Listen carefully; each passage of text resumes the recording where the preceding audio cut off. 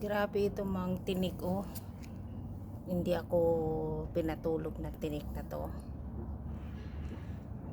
Ngayon, nilipat na namin.